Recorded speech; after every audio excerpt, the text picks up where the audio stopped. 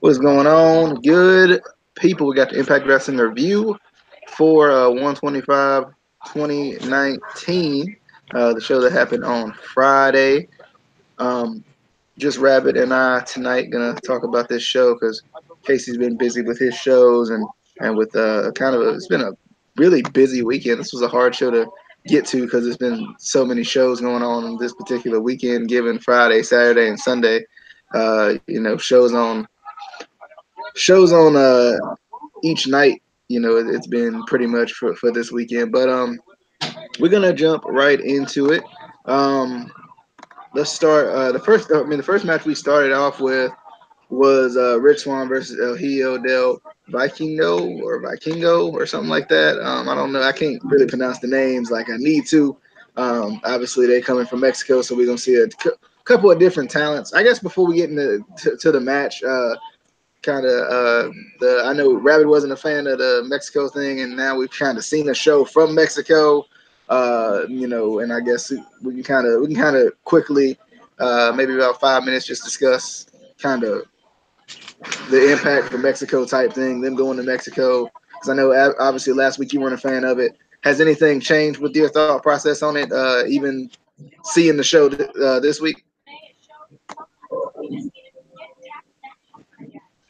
It ain't because two things happen. The crowd is full of people that's not following the product, so you don't have crowd. So it's a dead crowd. It's not really a dead crowd. They just don't know what's going on. They only get excited with the wrestling. So the storyline is going over their head, and everything just quiet. You know. So to me, that and the fact that you know what my whole big deal about the whole, you know what I'm saying, marketing and all that. That's a whole disaster. But other than that, it's just that you got um you got the announcers. They sound Mexican. They got accents. You can't really understand what they saying. You got the ring announcer, the same thing. You know, so you got a whole crowd full of people that's quiet. So I don't know how that's gonna work, man. You think? I don't know. I think I still disagree. I think anytime they go anywhere different, regardless if it's in the United States, it's a different state or a different country. I think it brings a different feel to the show.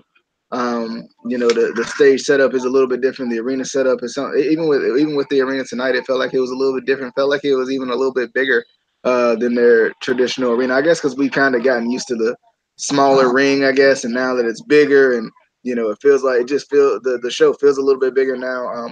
I like the Mexico thing because I think we get to see a couple of different talents that could potentially sign on to Impact and be, maybe even cornerstones of Impact because the guys we have now have to come from somewhere. And I don't necessarily even mind it from the marketing standpoint, kind of like we talked about last week, because I see it as them building their brand in another country, and then it's obviously they're going to come back to the United States. So I don't feel like it's necessarily an issue as far as marketing is concerned because there's a lot of crossover. I think there's a lot of crossover, especially with some of the Hispanic wrestlers that they have, the Pentagon Juniors, Phoenix and stuff like that. I think there's enough U.S. fans that follow those guys that to where it's not necessarily an issue that they are in Mexico. Plus, I think the way the tapings are set up as well. Because basically they do all their tapings over the course of 3 or 4 days. So they're already back in America promoting the show, and even on Twitch, I've watched it a couple of times, but once live on Twitch, and they're in there, they're in the chats promoting the show and promoting different things within it. So I think it works. I think that I think it works, and if they want to be a worldwide company, an international type company, I think they have to step out of the comfort zone of the American fan. But the thing I'm missing is when I say crowd participation, I'm missing the on the scene, holy shit like that. Like when they say impact, you know what I'm saying? You missing all that.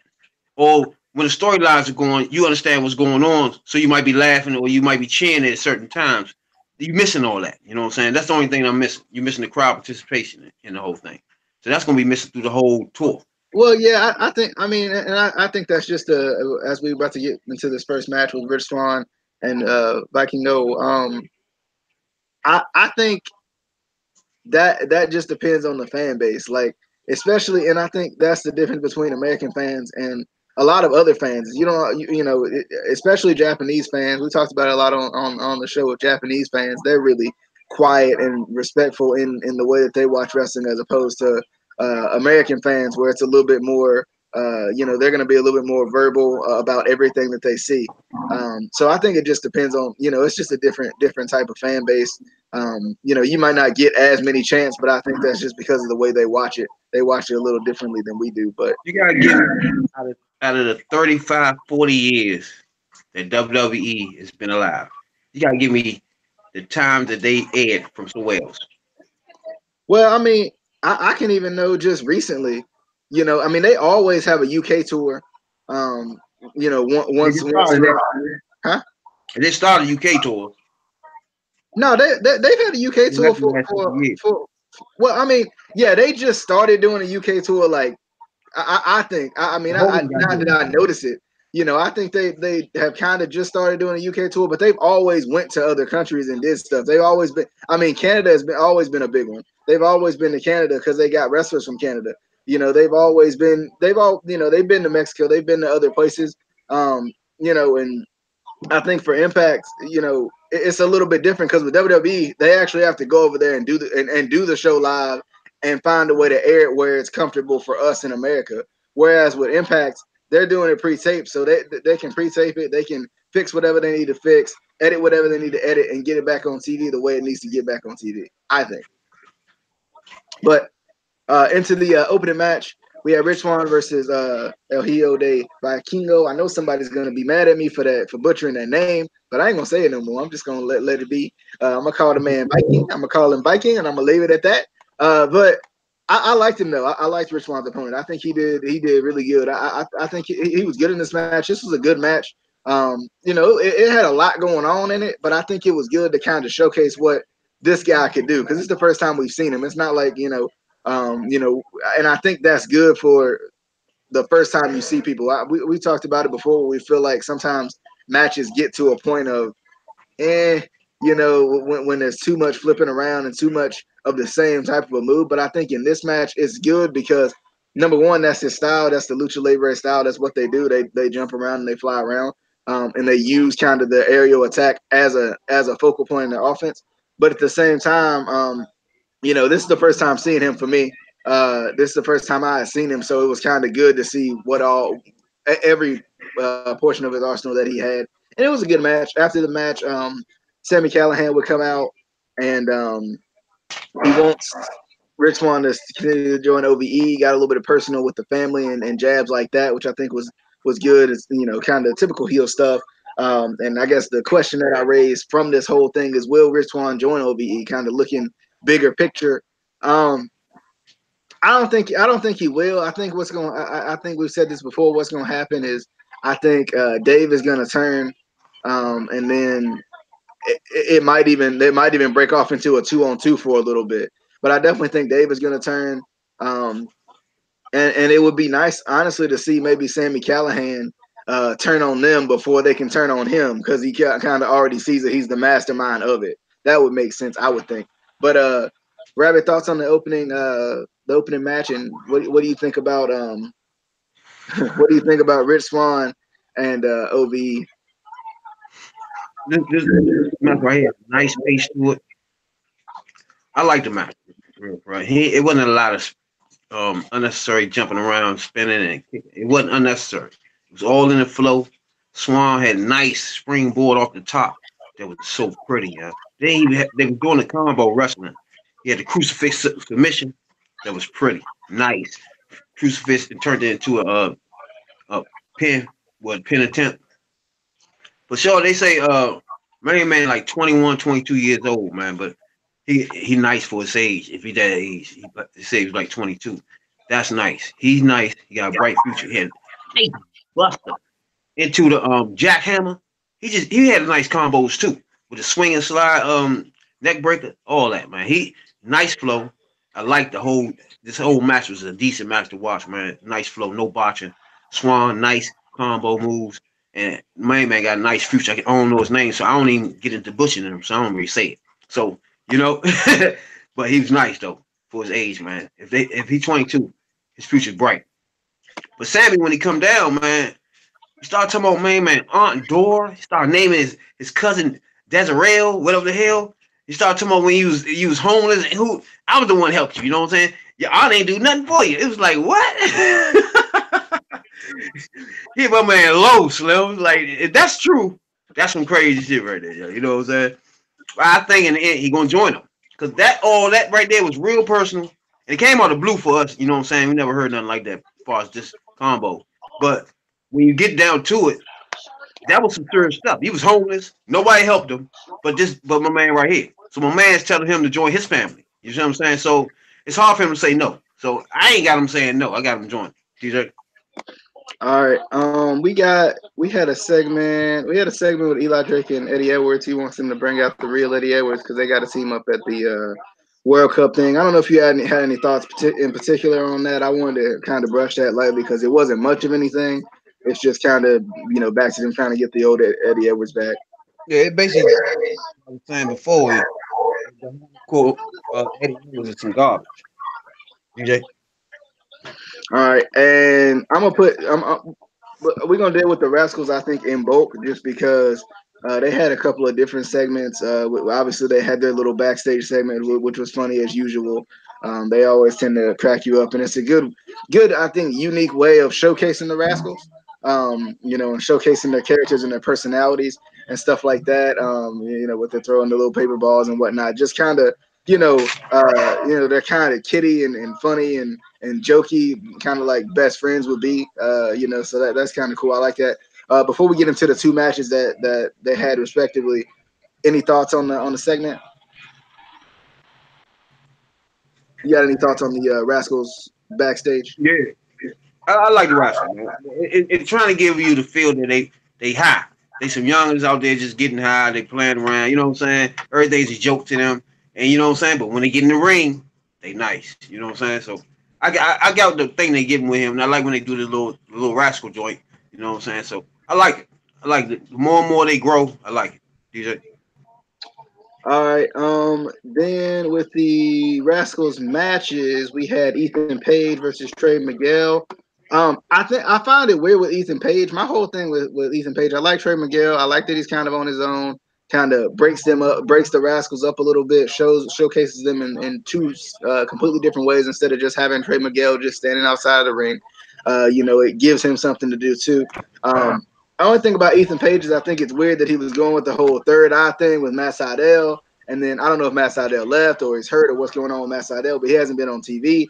And Ethan Page kind of went back to his all ego thing and just never really ditched the third eye thing. Like it was just random. Like he just went to his old gimmick of all ego. But I think the match was good. I like Trey Miguel a lot. I'm hoping that he can continue to showcase things. With Ethan Page, I'm still getting used to him. I think I like Ethan Page, but I think in Impact, I'm still getting used to what he does and his style of wrestling, considering what all we have right now and what we're used to seeing with Impact. So I think I'm still getting used to him. So I'm not a huge fan yet, but it's not too bad. And then we had the rest of the Rascals. It was Wentz and Xavier versus the Desi Hit Squad. I thought this was great because I think it's two somewhat up and coming teams. I guess to me, I don't think the Desi Hit Squad is an up and coming team by any means. I think they're absolutely terrible. I just don't. They just don't impress me. They're not doing anything for me. And then with that, I think they looked better than I think the Rascals look better than the Desi Hit Squad in this one. I think that was maybe it may have been the purpose of the match, because the Rascals look like they're getting a push, and I think honestly, I think the Rascals have surpassed Desi Hit Squad in a shorter period of time. They're more relatable. They're funner to watch. What they do in the ring is funner to watch. It's over more like I think. And that's kind of the question I pose for you: has the Rascals surpassed the Desi Hit Squad? Because I definitely think so. So thoughts on the Rascals matches? They won on did they win on both? Yeah, they did. They won on both. So the Rascals pretty much swept tonight. But the one with it was with Sydal. as a wrestler, I like him. I like his move set, but this match right, he was just out. He was outplayed in this match. Nice match for my man, and nice flow, nice pace. But I just didn't like the finish. You know what I'm saying? The finish was just crazy. I don't know if that was his finisher or what that was. I think it was. They started trying to give it a name, but it just I don't know if he did it right. I don't know what happened there. It didn't come off right, man. You know what I'm saying? And then on in the other match with the Rascal, that's what I'm talking about. Dez and that right there, that combo they got right there is money, man. That's money. Both of them is fluid. Both of them agile. Both of them quick, and they innovative. So man, Dez had this nice drop kick, man, pretty. Then my man had the twisted corkscrew joint that was just nasty, nasty, nasty. Springboard knee, nasty, nasty, nasty. So I'm liking the Rascal Spring. Like I said earlier, I'm liking them. And like I said, man, it doesn't take you months and months to get over. That's what I've been trying. That's why I wish Casey was here. Because you don't need all that time. When he be saying stuff like, "Oh, they need a mic time. They ain't been getting the time. They ain't been getting this." And no, you don't need. How long the Rascals been out? About a month, 2 months, and they over. That's all you need. They barely do any talking. They just do stuff in the back, and they come out and wrestle. It's not a whole lot of mic work, none of that, and they over. You see what I'm saying? That's what I was trying to explain. The same thing with the George Animal Steel. He just did nothing and got over. You see what I'm saying? You don't need all that. If you're on the screen, that's your chance to get over. Period. That's what Rascals did. They got a chance on the screen. They got over. Now their time gonna be expanded because they you know what I'm saying? They got themselves over. So that's what I'm talking about, man. That's what I'm talking about. I like them. I like that flow. I like that move sets. I like the whole thing. DJ. All right, then we had Yeah, jump. they way past like you can tell them my answer. Yeah, they passed his squad because Yeah, how much time they need? It's been 6 months now. See what I'm saying? I agree. I agree. Jumping back into the show, which was Taya Valkyrie um, versus who was their opponent? Kira. Another one of kind of the AAA kind of combination they were doing. I thought this was good. I think this is like one of the best Taya Valkyrie matches I've seen in a while. Now I don't recall right off the Tessa Blanchard match, so I'd have to go back and rewatch that one again. But this one, I felt like Taya felt like she was hitting her stride finally. I still think at times she's almost slow in the ring.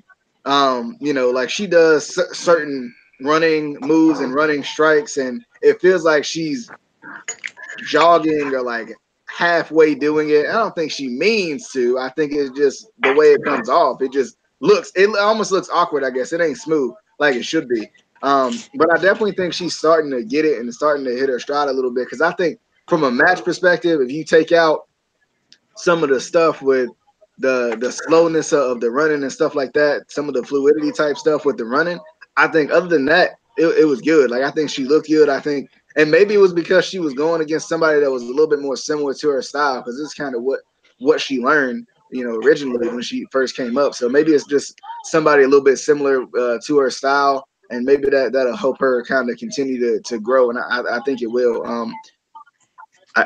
Like I'm still kind of wondering, like, is Taya hitting her stride? Because like she did look a lot better in this match to me.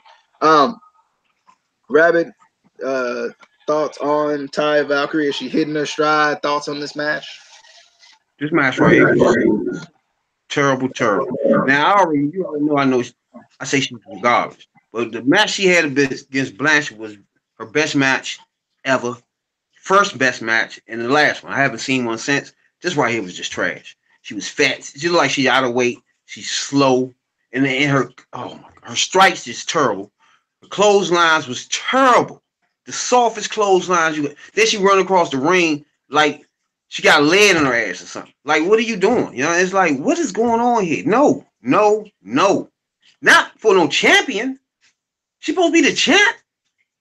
For somebody just coming from outer space, beaming in it and looking at the best wrestling ever and tuning into this, and you tell them that's the champion, they'd be like, huh, this what y'all like? You know what I'm saying? This the champ? This the best y'all got here? No. That's just terrible. That right there was a disgrace. You got to put Blanchard back on the screen. That suspending her for some nonsense like that everybody else been doing on the shows all day and still doing to this day, is ridiculous. You gotta have some consistency with that, because you got my man running around. He doing the same thing she did. She got suspended immediately. So you can't. Come on, man. You gotta be more consistent than that. That's just crazy right there. But other than that, that's the worst. One of the worst women's KO champions in a long time, man. I'm gonna tell you some good stuff. Terrible, terrible, terrible. Her promo is terrible. Terrible promo. Even in Spanish, she ain't had a crowd with her. So I don't know what's going on now. You know what I'm saying? If you can't get them with you in Spanish, now I don't know what you're doing. You know what I'm saying? DJ? All right. Moving into, I want to hit the Rosemary's Chilling message to Jordan Grace and Kiera Hogan. Good promo from Kiera Hogan. I liked it. It was a good little backstage interview from her. And then, kind of the lights kind of went out a little bit or flickered a little bit. And then on the screen it said, I can't remember what it said right off, but like the darkness will take you. You kind of, like kind of like it's not your fight. Same thing she told Allie. I think Kiera Hogan's gonna listen because I think she's gonna heed the warning, knowing that what happened to Allie could happen to her. So I like this, and it had a R beside it, so you knew who it was from. So that was cool. I thought it was good. I liked it. Kind of Rosemary warning them about what she warned Allie about, that Allie didn't listen. We also had Scarlett Bordeaux's training segment, which was hilarious. It was funny. Everything about it was hilarious, and she debuts in 3 weeks. So I'm kind of wondering, if she's debuting in 3 weeks, what's that going to be like? I don't know what to expect really from it. But Brad, your thoughts? I'm going to tell you right now, Kiera, I love you. You started to get up. If I see some more wrestling, you're going to be almost up there with my girl, Terrell. Good God Almighty. Fall in love with her. Fall in love. This right here was a disaster. I did not like this whole thing at all. It's terrible acting, especially on my girl, I love you, Hogan. Terrible. It was like looking at her, she was different from the other two. Oh my God, it was just crazy. It was the dumbest. That was dumber than the one she was having with Allie and them.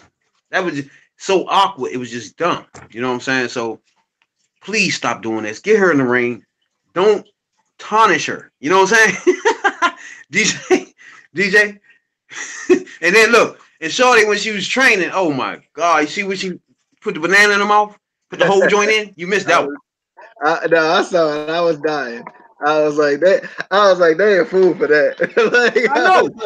And then she just walk away. Yeah, I can't believe they did that. I was like, man, they crazy. Especially in the world of like, I think it's funny. Like I like it because it's almost edgy in a way. Like people might not catch it, but it is, because in the world of like the feminists and stuff like that, it's almost edgy in a way. So that's what I like about it. I like that they're taking a chance with it. When it first seen it, I was like, all right, somebody different writing this stuff now. Now that's out there. You know what I'm saying? Because if somebody really paying attention, she put the whole banana in her mouth and then just threw the peeling away. Off the what? Damn, DJ. All right, Johnny Impact versus Killer Kross main event for the world title. This was good. I liked it, man. Killer Kross is. I mean, and it's in the title of the video. Is Killer Kross the best thing going right now in Impact? By far to me. I mean, unless you want to say kind of what Tessa Blanchard's doing, but other than that, Killer Kross got me like this all the time. Like I gotta watch. He cut a promo earlier. I was like, oh, Killer Kross. All right, hold up. Like I have to watch. He has that about him. It was similar to what kind of Eli Drake when he came in and he was cutting promos, and you had to watch because you had to see like what he was gonna say. Killer Kross the same way, the way he acts, the way he does things, the way he may take his glasses off, whatever it may be, you have to watch because you want to see the development. You want to see what exactly he's gonna do, how he's gonna say different stuff. And I like it. And this match was good, man. I liked it. Um, I I think they worked, relatively well together. And they have in the past too. It was kind of weird that they did that whole no DQ thing for the no title match and then didn't do it for this one. Because you kind of got that like brawl, like personal feel from it. Like this was just a regular match. How you gonna put people who have a personal feud in a regular match for the title? That was kind of weird to me. But I still thought it was good. Um, I enjoyed it. I definitely thought it was good. I think Killer Cross needs a title run like now. It ended in no contest. And Moose was out there as well. Cage came out and kind of, he kind of making his self in there too. I'm liking this whole feud because you got you got like branching feuds, which I like. Moose is there, so he obviously gonna be in it somehow, some way. Um, you know, I love that you got a feud with Johnny Impact, and he's the champion, so he should have multiple feuds. He should have multiple people going after him. It makes sense. Like Johnny Impact got Killer Cross coming after him just because he wants to hurt him, and he just wants to kind of has that personal vendetta against him.